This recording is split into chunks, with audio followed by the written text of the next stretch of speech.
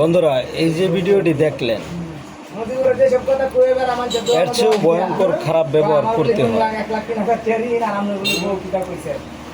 তাই আমি বাধ্য হই, মানে মানুষের সাথে যদি আমি এরকম খারাপ ব্যবহার করি, ওর মনে কষ্ট পায়, ওর মনে কষ্ট পাইলে আমাকে অভিশাপ দেয়, নানান দিক চিন্তা ভাবনা করে মনে করেন শেষ পর্যন্ত চাকরিটা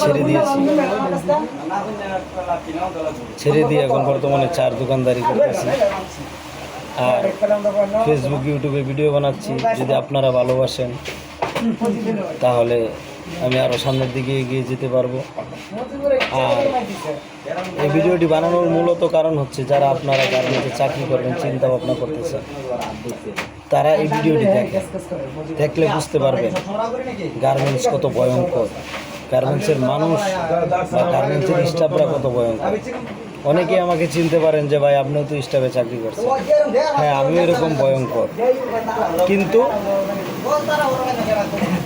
ছুটি হওয়ার পর যখন বাসায় আসি, এগুলো আমাকে ঘুমাইতে দেয়, এগুলো আমাকে প্রচণ্ড টেনশন দেয়। তাছাড়া মনে করেন যে আমি রাত্রে বিছানায় শুইলে আমার এগুলো মনে পড়ে, আমি অমুকরে বকা দিয়েছি, অমুকরে গালাগালি করেছি। তারপর আমার ভিতরে অনেক কষ্ট হয়। তারপর আমি চিন্তা করলাম যে আমি কী করতে পারি যেন মানুষের মনে কষ্ট না লাগে। সেইগুলা চিন্তা থেকে আমি মনে করেন যে কি করব। তারপরে চায়ের দোকান দিই, যাতে আমি ইচ্ছাকৃতভাবে কারো মনে কষ্ট না দিতে পারি।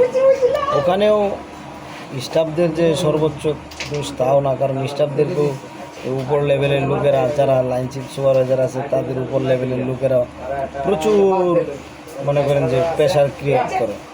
সেক্ষেত্রে তাদেরও কিছু করার থাকে না।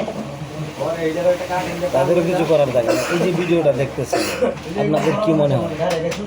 একটা ছেলে, তার শরীরেও কিন্তু প্রচণ্ড রাগ, কিন্তু সে কিছু বলতে পারতেছে না, কারণ সে চাকরি করতেছে। যে বকা দিচ্ছে সে হলো তার উপর লেভেলে, তারা কিছু বলতে পারতেছে না, কিন্তু ছেলেটা রাগ হচ্ছে। আর মহিলাটা দেখবেন ওই বস চলে যাওয়ার পরে কাজ করবে আর কান্না করবে। কিন্তু আমি দূর থেকে এগুলো ফলো করে আমার খারাপ লাগতো।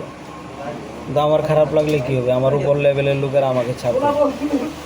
সেই জন্যে আমি কারো মনে আর কষ্ট দিতে চাই না, বিদায় আমি চাকরিটা ছেড়ে দিয়েছি। সবাই আমার জন্য দোয়া করবেন। আমি এখন চায়ের দোকানদার, ইনশাল্লাহ ভালো আছি। সবাই ভালো থাকবেন। আসসালামু আলাইকুম।